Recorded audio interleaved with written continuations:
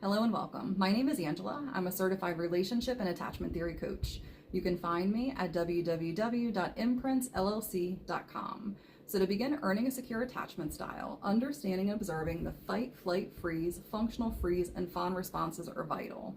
Today we're going to get into the functional freeze response. This is also known as immobilizing functional freeze.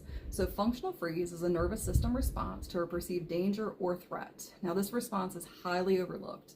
And the main reason is we become highly functioning within the response, within our daily lives, within our families, within our jobs, our careers, and in some social interactions. But it masks an internal shutdown, feeling like we're just going through the motions of life. We're present, but we're emotionally exhausted and numb.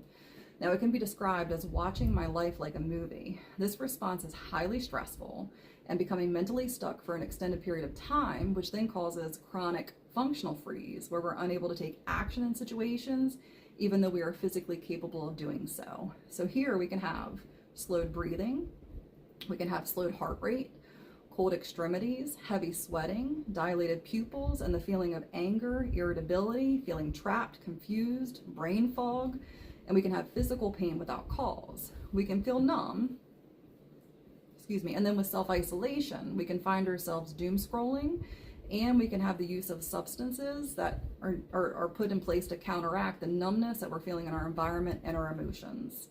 Now, the most common and exhausting part of this chronic response is the slowed thinking patterns or the blank mind.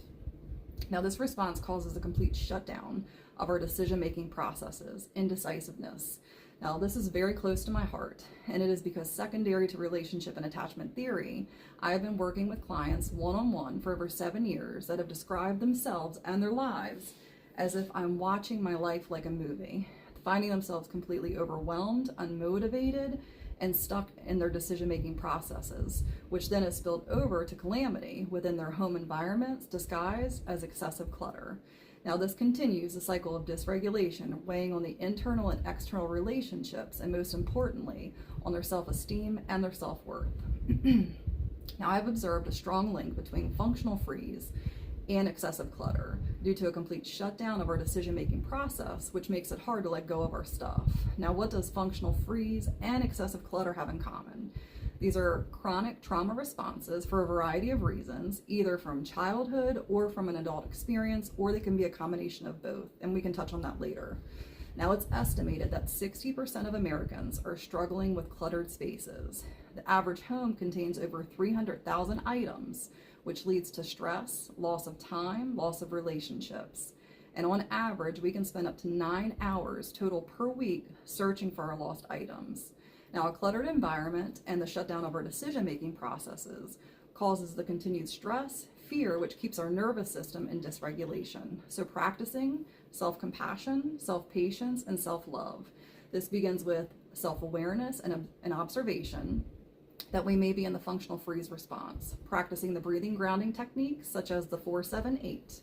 We're going to breathe in through the nose for 4 seconds. We're going to hold that for 7, and we're going to exhale through the mouth for 8 seconds. Now, it's really good as we begin practicing doing this for a couple cycles, but getting up to 5 minutes would be really good to start regulating the nervous system. And again, with practicing bringing ourselves out of survival mode, and if your environment is safe, to build awareness and trust and begin regulating and balancing the nervous system, saying aloud, "I am safe," can really help to make this connection. Now, as we practice nervous system regulation, and if we find ourselves in cluttered environments, I actually associate conquering clutter with the tortoise and the hare story. Slow and steady. This could look like taking a photo of a specific area you'd like to tackle, visually breaking up that photo into 4 sections, and then one by one with each section, and at a designated time each day for 5 to 7 minutes, going through these items to either keep, trash, donate that are no longer serving you or your current purpose or your environment.